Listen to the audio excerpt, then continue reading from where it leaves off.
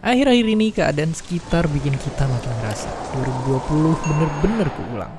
Angka kasus kian membludak, orang-orang makin resah di rumah, dan tiap detiknya HP kita penuh informasi yang bikin bingung, gak tahu mana yang benar dan mana yang bikin celaka. Dan yang paling serem, beredar kabar kalau vaksin udah dalam tanda kutip membunuh puluhan orang. Sebenarnya seberapa efektif sih vaksin yang kita terima? Apakah sepadan sama risikonya? Dan benarkah disuntik vaksin bisa bikin kita meninggal? Kalau kita lihat data yang ada, sejauh ini jumlah kematian yang diakibatkan vaksin corona adalah 0 besar. Alias vaksin-vaksin ini justru aman, bukan malah bikin meninggal. Manfaatnya itu jauh ngalahin risikonya. Jarang ada efek samping ringan dan sangat jarang ada efek samping berat. Ya, itu nyatanya karena bikin vaksin itu proses dari A sampai Z-nya udah ribet banget buat ngejamin keamanan dan kemanjurannya sendiri.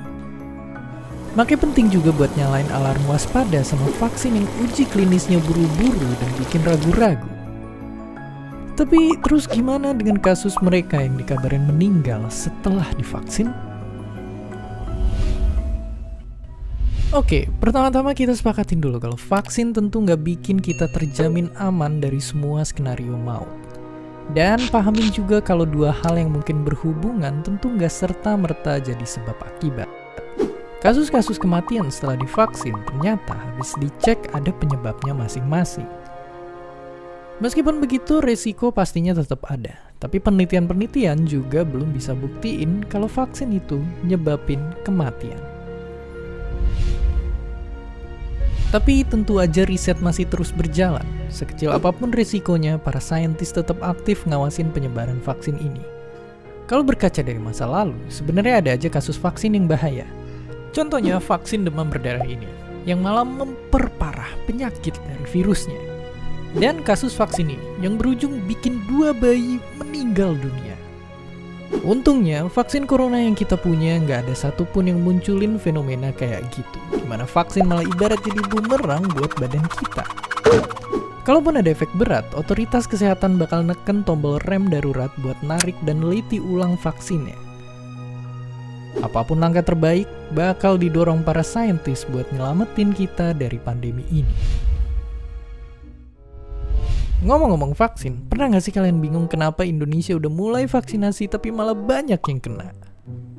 Apakah iya vaksin justru bikin kita beresiko kena COVID? Dan tentu aja enggak. Gampangnya, pertama-tama, vaksinasi kita itu masih lumayan jauh dari yang diperlukan buat herd immunity. Terus lagian ibarat PDKT yang butuh waktu, nyatanya vaksin baru akan efektif seenggaknya sebulan setelah dosis kedua. Kedua, mutasi terbaru corona yang jauh lebih menular emang lagi nyerang kita. Ini udah pernah dialamin sama India, dan lagi dihadapin juga sama Jepang, Inggris, dan banyak negara lainnya. Sepanjang sejarah, nggak pernah ada vaksin yang 100% efektif dan aman. Vaksin ada risikonya, sama juga kayak makan, mandi, dan olahraga. Tapi apa itu bikin kalian jadi nggak mau makan, mandi, dan olahraga?